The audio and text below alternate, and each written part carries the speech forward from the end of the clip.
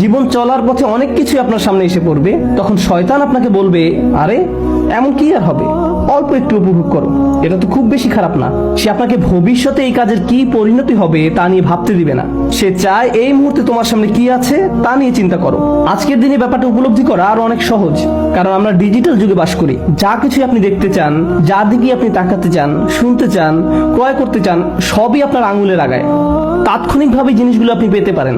এমনকি যদি কোথাও যেতে চান, এই মুহূর্তেই গাড়ি নিয়ে বের হতে পারবেন। আপনার মাথায় যে চিন্তাই আসে না, যে আকাঙ্ক্ষায় বাস্তবায়ন করতে চান না কেন, আপনি সাথে সাথে তার পিছনে ছুটতে পারেন। পরিণতি নিয়ে ভাবতে চান না। তো অনেক মানুষ যারা বিভিন্ন পাপে জড়িয়ে পড়ে, তাদের যদি জিজ্ঞেস করেন কেন তুমি পাপে জড়াও, তারা বলবে না যে আমি পাপী হতে চাই। তারা বলবে আমি আসলে বিষয়টি নিয়ে ভাবতে চাই না, আমি এটা নিয়ে চিন্তা করতে চাই না। আপনি যদি তাদেরকে এর পরিণতি মনে করিয়ে দিতে চান, তারা বলবে আমাকে এসব নিয়ে ভাবতে বলো না। এমন অনেক ডাক্তারের কথা জানি যারা ইমার্জেন্সি রুমে চাকরি করেন। তারা শুক্রবার রাতে বহু বাজে ঘটনা দেখতে পান।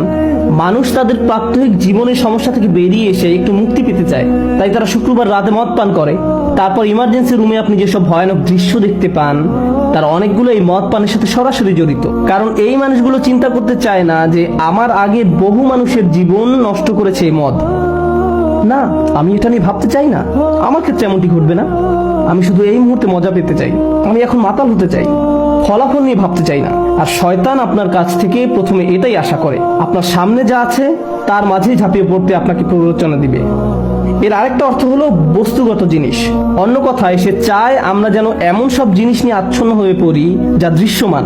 আপনি সর্বদা গাড়ি নিয়ে চিন্তা করেন, আপনার শারীরিক সৌন্দর্য নিয়ে ভাবতে থাকেন, বারবার আয়নার সামনে গিয়ে নিজেকে চেক করেন, আমাকে দেখতে কেমন দেখায়, আমাকে কেমন দেখায়, আমার ওজন কত, কোন ড্রেসে আমাকে ভালো দেখাবে, এটাতে নাকি ওটাতে।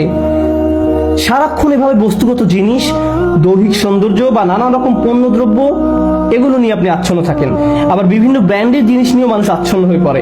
নিজের কোন জিনিসটা অন্যদের দেখাবে তা নিয়ে সারাক্ষণ ভাবতে থাকে। কেউ কেউ সুন্দর বাড়ির প্রতি আচ্ছন্ন হয়ে পড়ে, ভাই আমি ভাড়া বাসায় থাকি, যেভাবেই হোক আমাকে নিজের বাড়িতে উঠতে হবে, এটাই এখন আমার সামনে বর্তমান।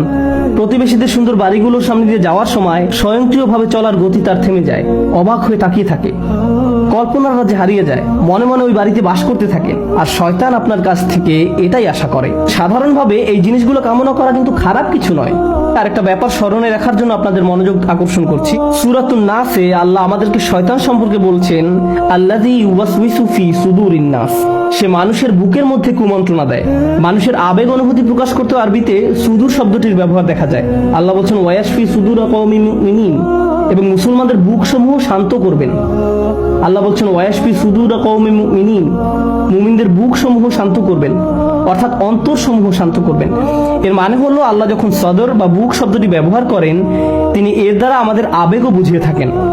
আমরা যে রাগ করি এটিও আমাদের বুকের অংশ, কান্না বুকের অংশ, ভালোবাসা বুকের অংশ, লোভ বুকের অংশ। এভাবে আপনি আমি যত রকমের অনুভূতির অভিজ্ঞতা লাভ করি, এর সবগুলোই বুকের অংশ। যখন আমরা অন্য কিছুর প্রতি আকৃষ্ট হয়ে পড়ি, এটাও আমাদের বুকের অংশ। যখন আমরা কুৎসিত কোনো কিছু থেকে মুখ ঘুরিয়ে ফেলি, সেটাও আমাদের বুকের অংশ। অলসতা বুকের অংশ, উৎসাহ উদ্দীপনাও আমাদের বুক থেকে আসে। এর দ্বারা এটাও বোঝায় যে আমাদের ভেতরে আল্লাহ যত রকমের আবেগ অনুভূতি দান করেছেন, রাগ, ভয়, সুখ, এই অনুভূতিগুলোই আমাদের সংজ্ঞায়িত করে। এগুলো সবই প্রকৃতিগত এবং শয়তান এগুলোর সুযোগ গ্রহণ করে। সে আপনার রাগ হওয়ার অনুভূতিকে ব্যবহার করে আপনাকে কষ্ট দিবে, সে আপনার সুখ অনুভূতিকে ব্যবহার করবে আপনাকে পথভ্রষ্ট করার জন্য, সে আপনার অলসতাকেও আপনার বিরুদ্ধে ব্যবহার করবে, আপনার দুঃখের অনুভূতির মাধ্যমে আপনাকে পথভ্রষ্ট করতে চাইবে।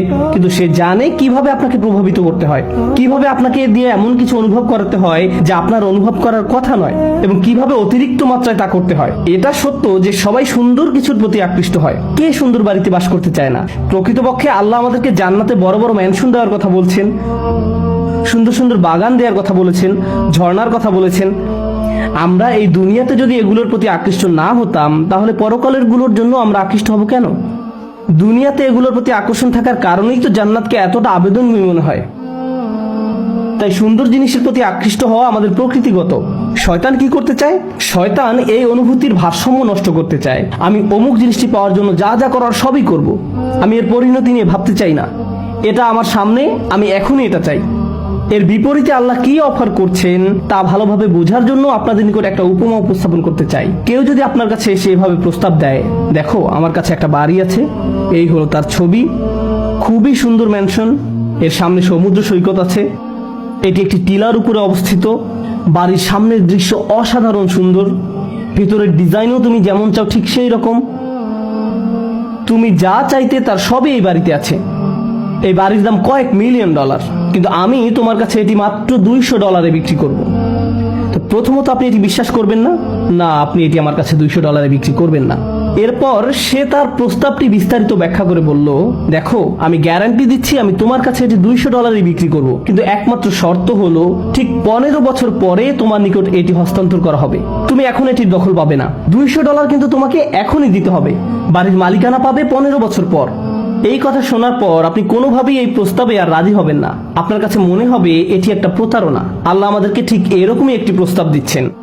এই হলো জান্নাত, এতে যেতে বেশি কিছুর দরকার নেই। আমি তোমাদের কাছে অনেক কিছু চাচ্ছি না, কিন্তু তোমরা এখন যেতে পারবে না। বিপরীতে শয়তান এসে বলে, আমি তোমাদেরকে জান্নাত দিতে পারবো না, আমি তোমাকে এর চেয়ে অনেক কম দিব, কিন্তু ব্যাপারটা হলো আমি তোমাকে এই মুহূর্তে দিব। জাস্ট এখনই এই আনন্দ নিয়ে নাও, এটি অনেক সহজ, আমাকে তোমার কিছুই দিতে হবে না। এভাবে সে তাৎক্ষণিক ভোগের প্রস্তাব দেয়। আপনাদের মধ্যে যারা ব্যবসা করেন তাদের উদ্দেশ্যে বলছি, কেউ এসে যদি আপনাকে বলে আমি তোমার থেকে এই মালামাল কিনতে চাই, কিন্তু আমি পরের মাসে টাকা দিব, ঠিক তখন অন্য একজন এসে বলল আমিও তোমার এই মালামাল কিনতে চাই, আর আমি তোমাকে এখনই সব টাকা নগদ দিব, আমাকে 10% ডিসকাউন্ট দাও। নগদ প্রস্তাবে রাজি হবেন। আমি টাকার জন্য আরো 1 মাস অপেক্ষা করতে চাই না। মানুষ ইউহিব্বুনাল আজিলাহ, তড়িৎ পাওয়া যায় এমন জিনিসকে ভালোবাসে। শয়তান এর সুযোগ গ্রহণ করে, সে আপনাকে উত্তেজিত করে তুলবে। তোমাকে অপেক্ষা করতে হবে কেন? তোমাকে কেন ধৈর্য ধরতে হবে? তুমি যদি চাও এখনই জিনিসটা পেতে পারো। তুমি কি সুখ পেতে চাও না? সে এইভাবে আপনার সামনে এসে দাঁড়াবে। আপনি তখন আকাঙ্ক্ষিত বস্তুটি ছাড়া আর সামনে কিছুই দেখতে পান না। জিনিসটি পেতে এমন অন্ধ হয়ে পড়েন যে এর ফলে আপনি নিজে কি কি ক্ষতির সম্মুখীন হবেন বা অন্য কারো কি কি ক্ষতি হবে তা নিয়ে আপনি চিন্তাও করতে চান না। আপনি তখন সম্পূর্ণরূপে শয়তান দ্বারা পরিচালিত হয়ে পড়েন। সম্মুখ ভাগ থেকে এটা শয়তানের অন্যতম প্রধান একটি আক্রমণ কৌশল। সামনের দিক থেকে আক্রমণ করে সে আপনাকে অনেকটা অন্ধ করে দেয়। মিন বাইনি আইদিহিম, এর আরেকটা অর্থ হলো ভবিষ্যৎ। কিছু যদি আপনার সামনে এসে পড়ে, যেমন ট্রাফিক জ্যামে আটকা পড়েছেন আর বিশাল এক ট্রাক একেবারে আপনার সামনে উপস্থিত, তখন ট্রাফিক জ্যামটি কত লম্বা তা আপনার পক্ষে বুঝে ওঠা সম্ভব নয়। আপনি এদিক ওদিক কাত হয়েও সামনের দিকটা দেখতে পারবেন না, কারণ ট্রাকটি এত বিশাল আকারের যে এটি সামনের দিকটা সম্পূর্ণ ব্লক করে ফেলেছে। যখন কিছু একটা আপনার একেবারে মুখোমুখি এসে দাঁড়ায়, আপনি দূরের কিছু আর দেখতে পান না। শয়তান এরকম একটি ব্যাপার আপনার কাছ থেকে আশা করে। আপনার আমার সামনে অবশ্যই যে ব্যাপারটা ঘটবে তা হলো আল্লাহর সাক্ষাৎ।